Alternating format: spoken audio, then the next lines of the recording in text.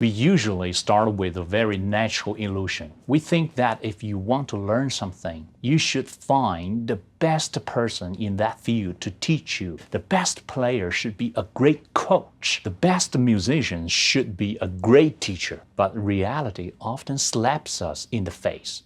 The truly top-tier experts, the ones who feel almost godlike in their field, when you ask them, how did you do that?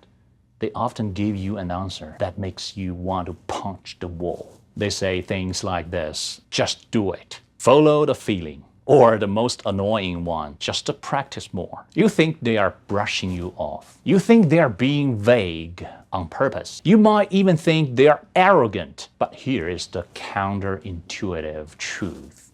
They are not unwilling to explain. They genuinely can't explain. They genuinely can't explain because explanation belongs to the realm of knowledge. What they possess is ability.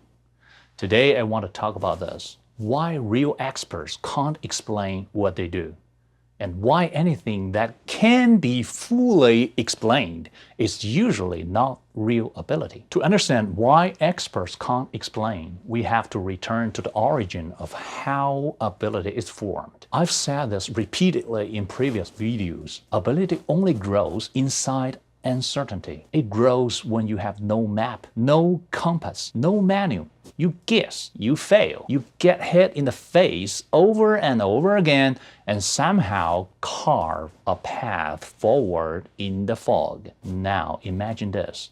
In that fog, if someone hands you a clear explanation, a step-by-step guide, what do? You stop guessing, you stop struggling, you cling to the certainty that explanation gives you. Explanation is a way out. The moment you have a way out, your brain stops that painful process of self-construction. You gain the feeling of I understand. And at the same time, you lose the chance to grow real ability. So if we reverse this logic, the people who truly reached expert level ability did so precisely because they did not rely on explanation. They survived through intuition, through perception, through endless guessing with no retreat available. They didn't have explanations back then, so today they simply don't have explanations to give. Their ability lives in their body, in reflexes, not in language or logical structures. Does this sound abstract? Not at all. Look at yourself. You are the top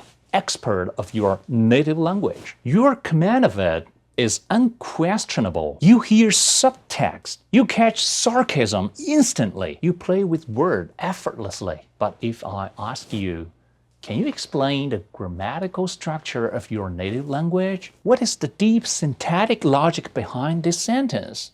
You freeze. You say, I don't know. It's just said this way. It sounds right.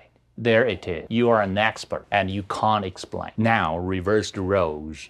Ask a linguist who studied your language or a second language teacher. They can draw perfect syntax trees, explain every part of speech, give you a full system of clear rules. Their explanation is flawless, but their actual language ability may not even beat a street vendor. Why? Because you acquired your native language through guessing. You built order inside chaos. They acquired it through explanation. They have knowledge about the language. You have ability in that language. This becomes even clearer in art and sports. Take jazz guitar masters like Joe Pass or Wes Montgomery. These are people with real ability. They improvise complex harmony effortlessly. They move across the fretboard like water. Now imagine asking Joe Pass, in that 2-5-1 progression, what scale were you using? What was your thinking process? I watched his teaching videos. He plays something breathtaking, stops, looks at camera, shrugs and says, just play. You hear it, you play it, it sounds irresponsible, but it's the truth. Because when he was learning, none of today's theory books existed. No YouTube breakdowns, no explanations dissecting every note.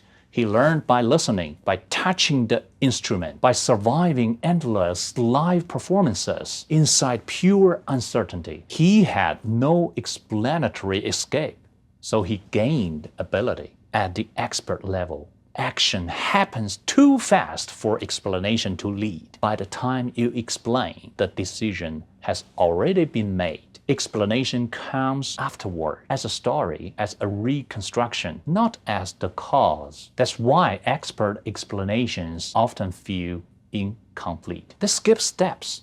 They contradict themselves. They rely on phrases like, "You will know," "you can tell." They are not careless. They are pointing to something that can't be translated. Here's the uncomfortable part. Most people think learning from experts means extracting their explanations, but expert explanations are not instructions. They are after-the-fact narratives. They can only describe what happened, not explain what created it. Today's music schools are full of professors who can explain every Joe Pass note perfectly. They write thick analytical papers. Explanation is flawless, certainty is absolute. But hand them a guitar, and what comes out has no soul, not even the right flavor. Of course, they are grammar teachers. Think about your own grammar teachers. Did they explain everything clearly? Absolutely. Could they watch a movie without subtitles in your native language? Could they handle real conversation? Exactly. So when an expert can't explain what they do, that's not a failure. It's evidence. Evidence that ability has moved beyond explanation, beyond rules, beyond conscious access. Let me say this carefully. If explanation were enough, reading experts would create experts. Watching masters would create mastery. But it doesn't. Because ability does not travel through language. It travels through experience that can't be skipped. So next time you want to learn something, language, guitar, another instrument, investing, management, business, and your teacher speaks fluently, explains everything flawlessly, offers you endless certainty, don't celebrate too early. You may be learning knowledge, not ability. This is also why all success courses are scams. Real ability is quiet, vague, chaotic, felt, not spoken. Anything that can be fully explained is not real ability. And those experts who can't explain how they do it are not hiding anything. They are simply survivors. People who, back in the fog, refused the escape route and kept guessing. If you want to become one of them, throw away the menu, turn off the subtitle, forget explanation, go play. Let me restate this channel's core idea. We confused demonstration with explanation. Demonstration shows what ability looks like. Explanation tries to tell you how to get there, but demonstration has already been overused. Explanation has been over-explained. What's missing is the pathway in between, the process of ability formation itself.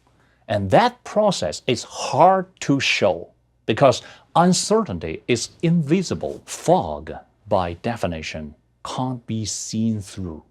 This kind of work may take years, maybe longer. I want to try, so subscribe to this channel. I'm Marcus. See you next time.